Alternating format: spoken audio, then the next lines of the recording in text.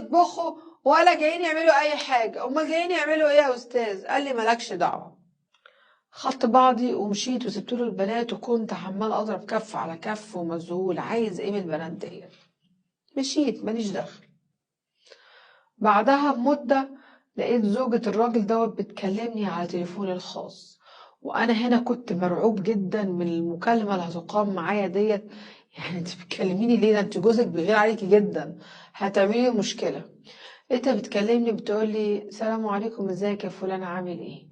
قلت لها وعليكم السلام، خير يا فلانه، في حاجه؟ قالت لي ايوه طبعا في. قلت لها في ايه؟ قالت لي البنات اللي انت جايبهم دول، ايه اللي خلاك تساعد فلان وانك تجيبهم؟ انت عارف بيعمل بيهم ايه؟ انا خلاص تعبت وانهارت، انا اعصابي. الكلام اللي هطلعه لك دلوقتي دوت ما يتنقلش لحد، ولو اتنقل هيبقى فيه مسؤولية كبيرة جدا عليك. انا هتصل عليك عشان افضفض معاك، اتكلم معاك واقول لك ليه تجيبهم. قلت لها طب فهميني، انا نفسي مستغرب ومش عارف ليه يا استاذه فلانه هو جايبهم. انتوا متخيلين يا جماعه الكلام اللي انا سمعته في المكالمه ديت؟ كانت صدمه بالنسبه لي، صدمه.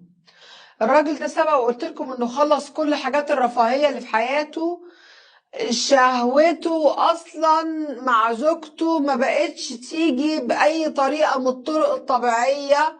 كان منتظم على الفرجه على الافلام الاباحيه، وكان اوقات كتير جدا يعني ما بيجيش ناحيتها. طبعا يا جماعه تقولي الكلام ده عرفته منين؟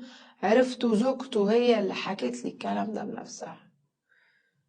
اتوصلت له في الاخر ان هو علشان شهوته يتعامل بيها مع زوجته. الطريقة الجديدة اللي هو توصل ليها في المتعة انه يجيب سيدات حلوين ويشوفهم ويتفرج عليهم ويطلبوا منهم يعملوا له حاجات قدامه، عشان ساعتها الشهوة عنده تشتغل ويدخل مع مراته ويتعامل معاها زي الأزواج عادي جدا.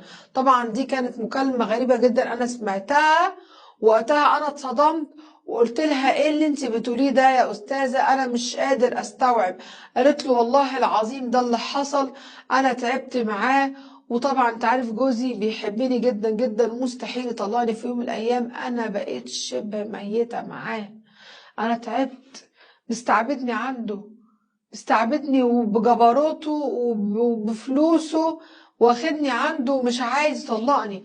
رفضت منه اكتر من مرة ان انا اعمل كده، وان الوضع ده مش عاجبني، وانا بتحرق وقلبي بيوجعني لما بشوف ده بقى مريض. طبعا لما سمعت المكالمة دي قلت لها انا والله